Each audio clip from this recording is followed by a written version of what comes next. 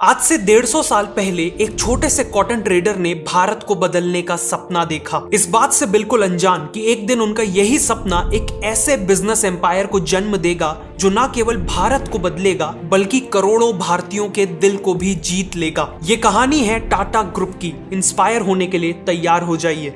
Year 1839 Jamshedji Tata का जन्म होता है। 1858 में जमशेद जी अपनी एजुकेशन कंप्लीट करते हैं और अपने फादर के साथ मिलकर कॉटन ट्रेडिंग का बिजनेस करने लगते हैं। अगले 10 सालों में कई मुश्किलों के बावजूद उनका बिजनेस काफी बड़ा बन जाता है। लेकिन जमशेद जी केवल कॉटन को ट्रेड करके सेटिस्फाइड नहीं थे, वो खुद कॉटन से क्लोथ्स मैन्युफैक्चर करना चाहते थे। इसीलिए 1877 में उन्होंने नागपुर में एम्प्रेस मिल को सेटअप किया और मैन्युफैक्चरिंग चालू की। लेकिन एक प्रॉब्लम थी, वहां के वर्कर्स अपने काम के लिए ज्यादा सीरियस नहीं थे। ऑलमोस्ट हर दिन 20% वर्कर्स एब्सेंट हो जाते थे, हफ्तों की छुट्टी लेते थे और ज्यादा देर तक काम नहीं कर पाते थे। जमशेद जी ने इसके लिए एक इनोवेटिव सॉल्यूशन निकाला। उन्होंने वर्कर्स के लिए प्रोविडेंट फंड की स्कीम लॉन्च की। मतलब अब वर्कर्स को रिटायरमेंट के बाद पेंशन मिलने वाली थी। दूसरा, उन्होंने वर्कर्स का मेडिकल इंश्योरेंस करवाया और फाइनली फैमिली डेज और स्पोर्ट्स डेज जैसे इवेंट्स ऑर्गेनाइज करवाए। इन्हीं इवेंट्स में अच्छा परफॉर्म करने वाले वर्कर्स को सबके सामने रिवॉर्ड भी किया जाता था। इन सभी इनिशिएटिव से वर्कर्स काफी वैल्यूड फील करने लगे, जिससे उनकी अटेंडेंस और परफॉर्मेंस दोनों काफी इंप्रूव हुई। इनमें से कई स्कीम्स इतनी फ्यूचरिस्टिक थी कि पूरी दुनिया में इन्हें तब तक किसी ने इंप्लीमेंट नहीं किया था।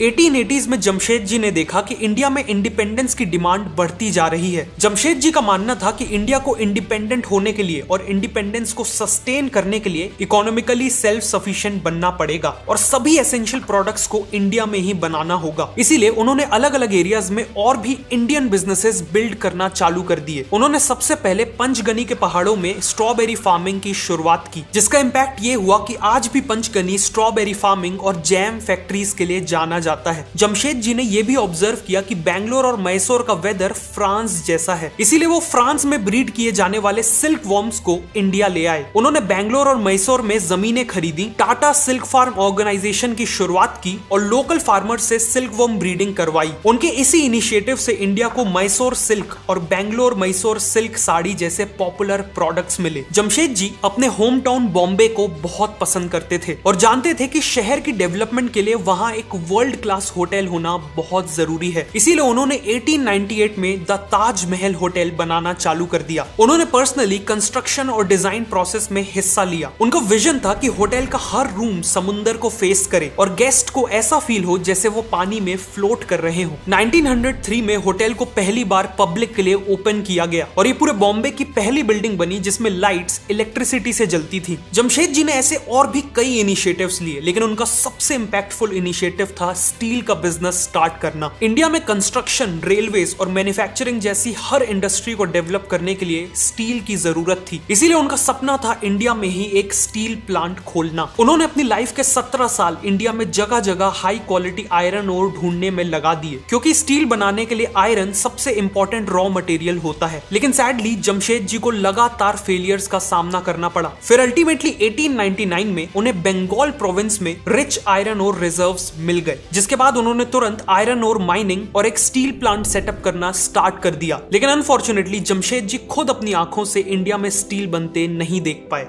क्योंकि 1904 में 65 की एज में उन्होंने अपनी आखिरी सांसें ली। जमशेद जी का विजन और उनके ड्रीम्स इतने ग्रैंड थे कि उनके जीते जी उन सब का पूरा होना पॉसिबल नहीं था। इसीलिए उनके बाकी सभी ड्रीम्स को पूरा करने की रिस्पॉन्सिबिलिटी ली उनके बेटे दोराबजी टाटा ने। जमशेद जी का मानना था कि इंडिया साइंटिफिक रिसर्च और एजुकेशन में वेस्टर्न कंट्रीज से बहुत पीछे है। वो इंडिया में एक ऐसा इंस्टीट्यूशन एस्टेब्लिश करना चाहते थे जो यहाँ वर्ल्ड क्लास रिसर्चर्स और साइंटिस्ट्स प्रोड्यूस करे। इसीलिए दोराबजी टाटा ने मैसूर के महाराजा की मदद ली और 1909 में बैंगलोर में इंडियन इंस्टीट्यूट ऑफ साइंसेज को एस्टैब्लिश किया। Nobel laureate CV Raman IISc के फर्स्ट डायरेक्टर बने। आगे चल के IISc ने इंडिया के फर्स्ट सुपर कंप्यूटर परम और इंडिया के फर्स्ट इंडिजीनियस एयरक्राफ्ट द हंसा के डेवलपमेंट में इंपॉर्टेंट कॉन्ट्रीब्यूशंस किए। जिस तरह IISc ने ऐसे वर्ल्ड क्लास साइंटिस्ट और रिसर्चर्स को बनाया जिन्होंने इंडिया को बदला, उसी तरह इंडिया को आज ऐसे बिजनेस लीडर्स चाहिए जो बिजनेसेस बिल्ड करके देश की इकोनॉमी को नेक्स्ट लेवल पे ले जा सके। और इन्हीं बिजनेस लीडर्स को बनाने के लिए इंडिया में रिसेंटली एक इनोवेटिव बिजनेस स्कूल खुला है। एक ऐसा बिजनेस स्कूल जहां स्टूडेंट्स को ऐसे CXOs और बिजनेस लीडर्स पढ़ाएंगे जिन्होंने खुद उबर और मिंत्रा जैसी कंपनीज के लिए हजारों करोड़ों का बिजनेस बनाया है। मैं बात कर रहा हूं स्केलर स्कूल ऑफ बिजनेस के 18 मंथ के post graduate programme in management and tech की। यहाँ स्टूडेंट्स को ऐसे रियल वर्ल्ड प्रोजेक्ट्स में काम करना होगा जो खुद रियल कंपनी से सोर्स किए जाएंगे। अपना खुद का बिजनेस बिल्ड करना यहाँ करिकुलम का पार्ट होगा। प्लस अपने बिजनेस को VCs के सामने पिच करके फंड रेजिंग अपॉर्चुनिटी भी मिलेगी। स्केलर पिछले 7 सालों से एजुकेशन इंडस्ट्री में है और इसीलिए उनके पास ऑलरेडी 1200 से ज्यादा प्लेसमेंट पार्टनर्स हैं। ये ऐसी चीज है जो कोई और बिजनेस स्कूल अभी ऑफर नहीं कर रहा। आपको इन पार्टनर्स के साथ लीडरशिप पोजीशंस पे प्लेस होने की अपॉर्चुनिटी मिलेगी और 3 मंथ्स की मैंडेटरी इंटर्नशिप तो है ही। स्केलर ने अपने ऑनलाइन प्रोग्राम्स में 96% प्लेसमेंट रेट अचीव किया है और मीडियन CTC 25 lakhs का है। Currently Scaler School of Business early सितंबर में स्टार्ट होने वाले अपने फाउंडिंग कोहॉर्ट के लिए केवल 75 स्टूडेंट्स को हैंड पिक करने वाले हैं। बेस्ट पार्ट इज कि आपको अभी अप्लाई करने पर अप टू 100% की स्कॉलरशिप भी मिल सकती है। तो अभी डिस्क्रिप्शन या कमेंट सेक्शन में दिए हुए लिंक से स्केलर स्कूल ऑफ बिजनेस के लिए अप्लाई करिए।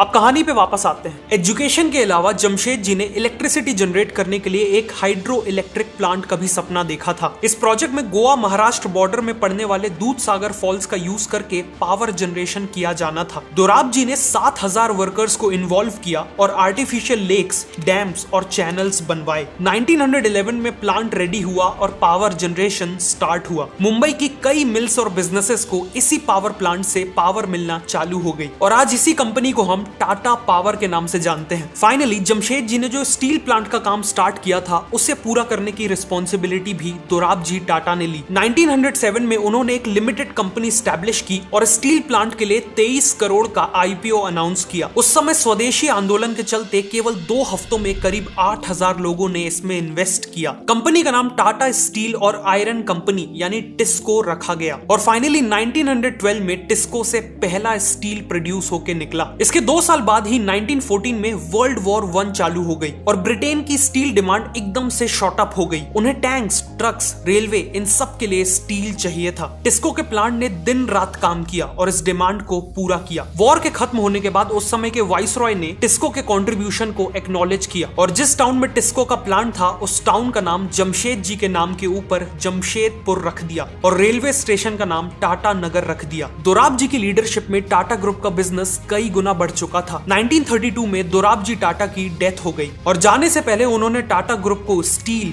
पावर, कंज्यूमर प्रोडक्ट्स, बैंकिंग और इंश्योरेंस जैसे बिजनेसेस में डाइवर्सिफाई कर दिया था। दोराब जी टाटा के बाद 1938 में टाटा ग्रुप के चेयरमैन बने फैमिली के एक young member JRD Tata. JRD Tata ने 1925 में ही बिजनेस ज्वाइन कर लिया था और टिस्को के प्लांट में काम सीख रहे थे। वो हमेशा से एविएशन में काफी इंटरेस्टेड थे, इसीलिए 1932 में उन्होंने टाटा एविएशन सर्विसेज की शुरुआत की। ये एयरलाइन पैसेंजर्स और कार्गो ट्रांसपोर्ट सर्विसेज प्रोवाइड करने वाली इंडिया की पहली एयरलाइन बनी। इसकी पहली फ्लाइट खुद JRD टाटा ने उड़ाई थी, जिसके बाद वो इंडिया के फर्स्ट एवर कमर्शियल पायलट बन गए थे। चेयरमैन बनने के बाद JRD टाटा ने देखा कि इंडिया को सोडा ऐश और कॉस्टिक सोडा जैसे एसेंशियल केमिकल्स बाहर से इंपोर्ट करने पड़ते हैं। ये ऐसे केमिकल्स थे जो ग्लास, टेक्सटाइल्स, सोप्स और डिटर्जेंट जैसे एसेंशियल प्रोडक्ट्स बनाने के लिए काफी इंपॉर्टेंट थे। वो चाहते थे कि इन केमिकल्स को इंडिया में ही प्रोड्यूस किया जाए। इसीलिए 1939 में उन्होंने गुजरात के मीठापुर टाउन में एक केमिकल प्लांट बिल्ड किया और ऐसे ही शुरुआत हुई टाटा केमिकल्स की। वही टाटा केमिकल्स जो आज टाटा सॉल्ट को भी मैन्युफैक्चर करता है। केमिकल्स बिजनेस अच्छा चलने लगा, लेकिन JRD का ड्रीम अभी भी एयरलाइन बिजनेस को ग्रो करने का था। वर्ल्ड वॉर 2 के दौरान ब्रिटिश गवर्नमेंट ने सभी प्लेन्स को सीज कर लिया, जिस कारण टाटा एविएशन सर्विसेज रातों रात बंद हो गई। लेकिन जैसे ही वॉर खत्म हुई वैसे ही JRD ने वापस एयरलाइन बिजनेस में एंट्री करने का फैसला किया और इस तरह 1946 में शुरुआत हुई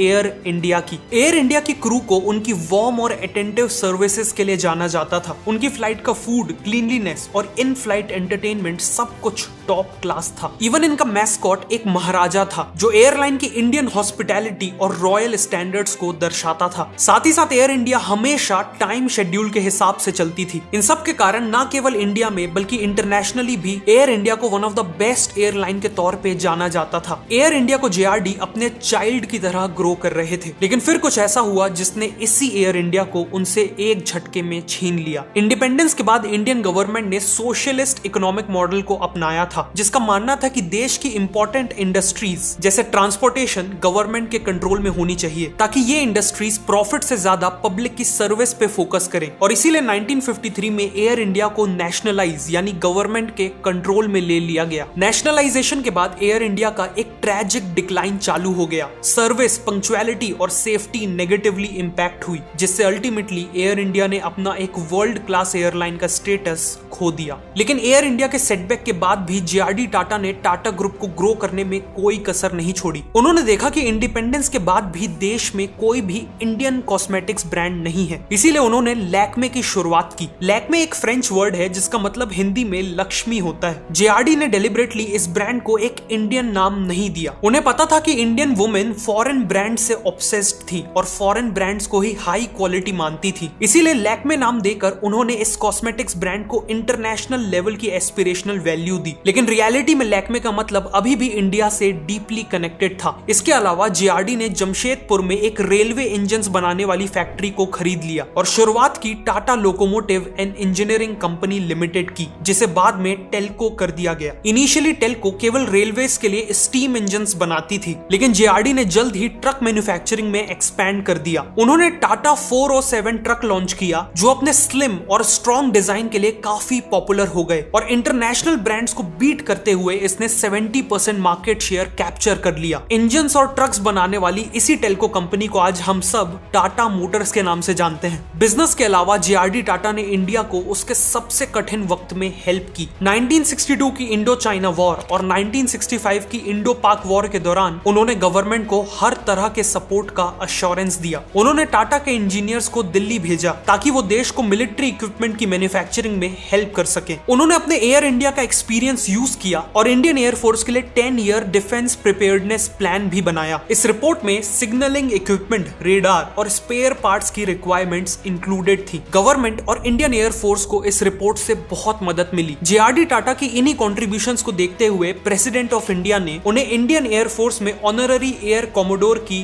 पोस्टिंग भी दी थी। 1991 तक जेआरडी टाटा ने टाटा ग्रुप की कंपनीज का नंबर 84 तक पहुंचा दिया था। 24,000 करोड़ का रेवेन्यू था और 2,70,000 एम्प्लॉइज थे। लेकिन अब 87 की एज में समय आ चुका था कि वो टाटा ग्रुप की कमान किसी और को सौंप दे। इसीलिए जेआरडी टाटा ने नए चेयरमैन के तौर पे टाटा फैमिली के एक प्रॉमिसिंग मेंबर को चुना और ये नए चेयरमैन थे सर रतन टाटा। चेयरमैन बनने से करीब 30 साल पहले 1962 तक सर रतन टाटा यूएसए में आर्किटेक्चर की पढ़ाई कर रहे थे कि तभी उन्हें जेआरडी टाटा का लेटर आया, जिसमें उन्हें इंडिया आके बिजनेस ज्वाइन करने को कहा गया था। रतन टाटा ने इंडिया आके टाटा स्टील को ज्वाइन किया और वहां एक नॉर्मल वर्कर की तरह काम स्टार्ट किया। उनके डेडिकेशन और बिजनेस टैलेंट को देखकर उन्हें एक के बाद एक बड़ी रिस्पॉन्सिबिलिटीज मिलने लगी। चेयरमैन बनने से पहले उन्होंने एम्प्रेस मिल को लॉसेस से निकालकर प्रॉफिटेबल बनाया था। टेल्को में एक मेजर लेबर अनरेस्ट को सक्सेसफुली रिजॉल्व किया था और टाटा की नेल्को कंपनी जो रेडियो और टेलीविजन वगैरह बनाती थी, उसका रेवेन्यू 3 करोड़ से बढ़ाकर 200 करोड़ किया था। जब 1991 में सर रतन टाटा चेयरमैन बने तो उन्हें पता था कि टाटा ग्रुप बाहर से देखने में तो अच्छा परफॉर्म कर रहा है, लेकिन रियलिटी में कई चीजों में वो पीछे छूट रहा था। उन्हें लगा कि हाई टेक्नोलॉजी जैसे कंप्यूटिंग और एआई में ग्रुप काफी पीछे है और ग्रुप ने बहुत समय से कुछ यूनिक भी नहीं किया है। वो टाटा ग्रुप के थ्रू इंडिया के लिए कुछ रिवॉल्यूशनरी करना चाहते थे। इसी माइंडसेट के साथ उन्होंने देखा कि इंडिया के पास ऐसी कोई भी कार नहीं थी जिसका डिजाइन से लेकर प्रोडक्शन तक सब कुछ इंडिया में हुआ हो। इसीलिए 1995 में रतन टाटा ने एक 100% इंडियन कार बनाने की ठान ली। एक ऐसी कार जो स्पेशियस, फ्यूचरिस्टिक, अफोर्डेबल और हाई माइलेज देती हो। लेकिन एक प्रॉब्लम थी, एक नया मैन्युफैक्चरिंग प्लांट सेटअप करने की cost around $2 billion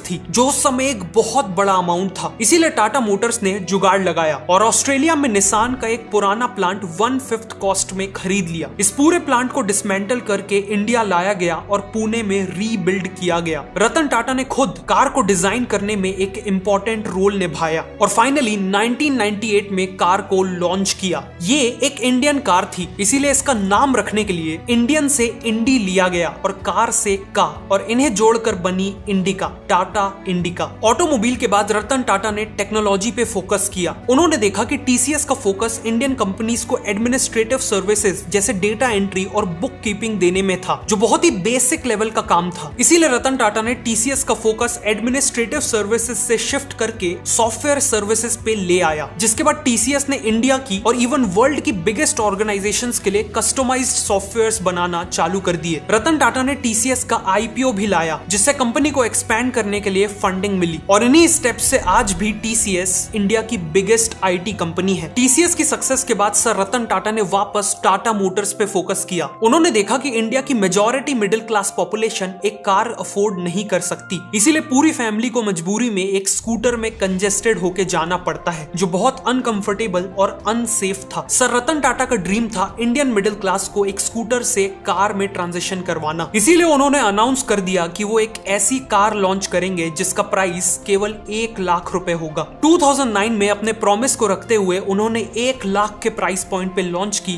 Tata nano, लेकिन अनफॉर्चुनेटली नैनो एक फेलियर साबित हुई। नैनो का सबसे बड़ा एडवांटेज था उसका सस्ता प्राइस, पर यही उसका सबसे बड़ा डिसएडवांटेज बन गया। इंडिया में लोग कार को एक स्टेटस सिंबल की तरह देखते हैं, जिसके पास एक कार होती है उसे सक्सेसफुल माना जाता है, लेकिन नैनो के सस्ते प्राइस और उसके डिजाइन के कारण लोगों ने उसे world's cheapest car, match box और इवन कवर्ड ऑटो रिक्शा की तरह ब्रांड कर दिया। जहां दूसरे कार ओनर्स अपनी कार के कारण प्राउड फील करते थे, वहीं नैनो के ओनर्स अपनी कार के कारण एम्बैरेस्ड फील करते थे, और इसीलिए नैनो एक फेलियर साबित हुई। लेकिन टाटा मोटर्स ने इस फेलियर से कंज्यूमर बिहेवियर के बारे में बहुत कुछ सीखा, जो आज उनकी लाइनअप में देखा भी जा सकता है। आज टाटा मोटर्स टाटा ग्रुप की सबसे ज्यादा रेवेन्यू कमाने वाली कंपनी बन चुकी है। Finally sir Ratan Tata deeply चाहते थे कि इंडिया की कंपनीज को केवल इंडिया नहीं बल्कि पूरे वर्ल्ड में बिजनेस करना चाहिए, और इसीलिए फॉरेन मार्केट्स में एक्सपैंड करने के लिए उन्होंने एक के बाद एक फॉरेन ब्रांड्स को अक्वायर करना चालू कर दिया। जैसे टाटा मोटर्स को ग्लोबल लग्जरी मार्केट में एक्सपैंड करने के लिए उन्होंने जैक्वार और लैंड रोवर को अक्वायर कर लिया। ग्लोबल टी और कॉफी मार्केट में एक्सपैंड करने के लिए ब्रिटिश ब्रांड टेटली और यूएस ब्रांड 8 o'clock कॉफी को अक्वायर कर लिया। सिमिलरली टाटा की हर मेजर कंपनी जैसे Tata steel, TCS, Tata chemicals और आईएचसीएल ने भी एक्विजिशंस किए, और आज इन्हीं डिसीजंस के कारण टाटा ग्रुप का आधे से ज्यादा रेवेन्यू इंडिया के बाहर से आता है। सर रतन टाटा की लीडरशिप में टाटा ग्रुप ने जो अचीव किया उसकी लिस्ट बहुत लंबी है, चाहे वो टाइटन द्वारा वर्ल्ड की स्लिमेस्ट वॉच बनाना हो, टीसीएस का वर्ल्ड का one of the most powerful super computer बनाना हो, या फिर टाटा स्काई को लॉन्च करके टेलीविजन मार्केट को डिसरप्ट करना हो। ऑलमोस्ट हर एरिया में टाटा ग्रुप ने सक्सेस हासिल की। सर रतन टाटा का कहना है कि अगर